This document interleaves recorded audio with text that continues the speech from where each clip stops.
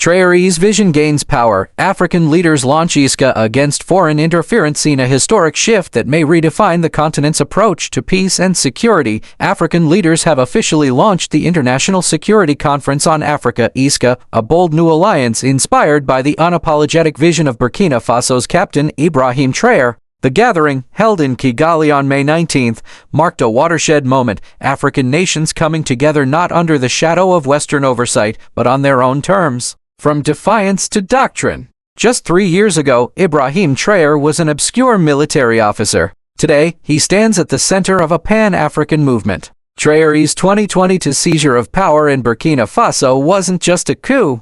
It was a rupture with decades of externally dictated security policies. He expelled foreign troops, dismantled foreign military bases, and established a revolutionary war college focused not on NATO tactics, but African resistance history and guerrilla warfare. Traoré's message? Africa must defend itself by itself. That message has resonated across the continent. The rise of ISCA, shout out to our dear subscribers. We would not be here without you. To our non-subscribing friends, your support is as valuable. If you can take a second to hit the subscribe button, that will be fantastic. ISCA represents the culmination of silent coordination across Africa's capitals, from Bamako to Pretoria. What began as admiration for Traoré's self-reliance has evolved into strategic cooperation. Delegations quietly traveled. Intelligence frameworks were debated. Defense ministers compared notes. And when it was time to formalize the effort, they chose Kigali, a symbol of post-conflict resilience and African independence,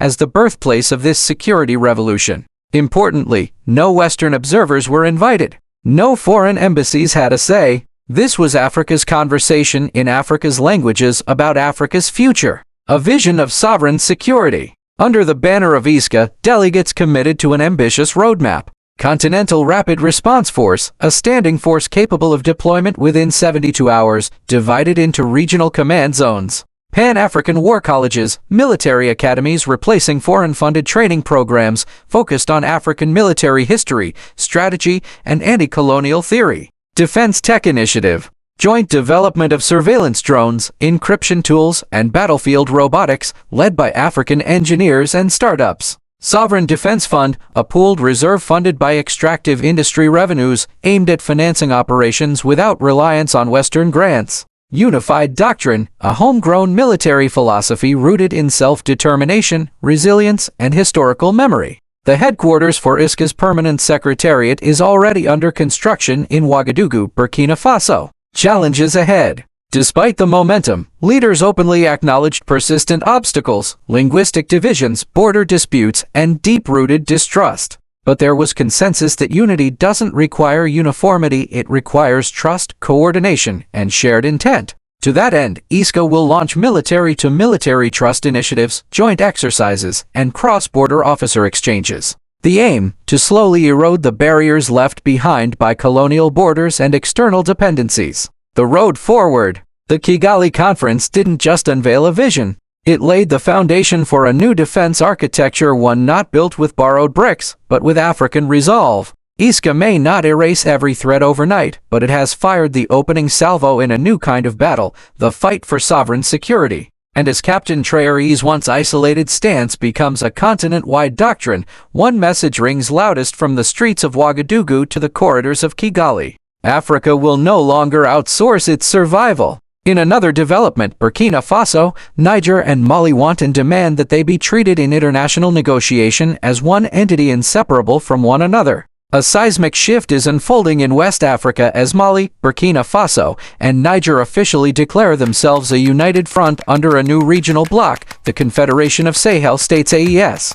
In a move that promises to redefine the geopolitical landscape of the region, the three countries have announced that all diplomatic engagements or negotiations must now be conducted with them as a collective entity. No more isolated talks with individual nations. The change comes in the wake of their coordinated departure from the Economic Community of West African States (ECOWAS), which they have accused of serving foreign interests rather than African priorities. The AES, under the acting leadership of Malian President Assimi Goïta, insists on a new era of coordinated sovereignty, where decisions from energy contracts to security matters are made jointly.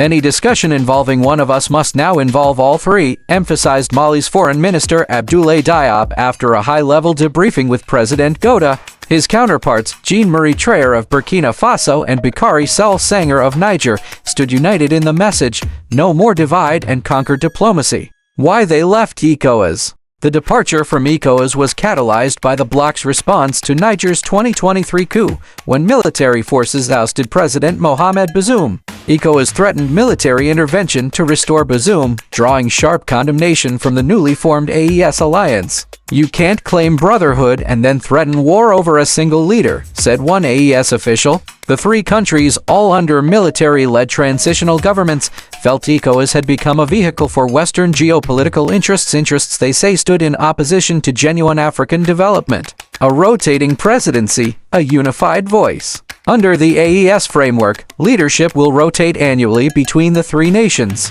For 2025, Mali leads the bloc. This internal mechanism ensures equal voice and prevents domination by any one state. The structure also obliges member states to submit all major international negotiations to the current president of the confederation. The message is clear: foreign powers or multilateral organizations seeking engagement must now deal with AES as a single, strategic bloc. AES in action, fuel agreement between Niger and Mali. One of the AES bloc's first tangible policy successes is a fuel-sharing agreement between Niger and Mali. Amid a fuel crisis in northern Mali, exacerbated by souring ties with Algeria, Niger stepped in to supply energy resources. The deal not only addresses a pressing need but signals how the AES intends to operate as a functional economic and security unit. The backdrop to the Mali-Algeria rift is tense. Mali's drone targeting insurgents near the Algerian border was shot down by Algerian forces, who claimed it violated their airspace. Mali rejected the claim and accused Algeria of harboring terrorist elements. In response, both countries withdrew diplomatic ties and Algeria cut off fuel exports. Niger's assistance marks a deepening of intra-AES cooperation and solidarity. A new chapter for Africa? The formation of AES represents more than a political alliance, it reflects a growing Pan-Africanist resurgence. Frustrated with post-colonial structures and Western dominance in African governance, AES leaders are asserting a new model, one based on self-reliance, shared sovereignty, and regional solidarity. Critics argue the junta-led governments lack legitimacy and risk isolating their populations. But supporters see AES as a pragmatic and necessary response to decades of external manipulation and failed development. For now, one message is being broadcast loud and clear from Bamako, Ouagadougou, and Niamey: you talk to one of us, you talk to all of us. As the world watches, questions remain. Can this confederation endure? Will its vision reshape West African politics? Or will internal challenges and international pressure unravel its ambitions? Only time will tell, but for now, AES is unified, defiant, and ready to chart its own course. For VlogND, I'm Sal Pier. Stay tuned for more in-depth coverage of Africa's changing political frontiers. Thank you for watching. Please remember to subscribe to the channel, like and share our videos. We appreciate your support so much.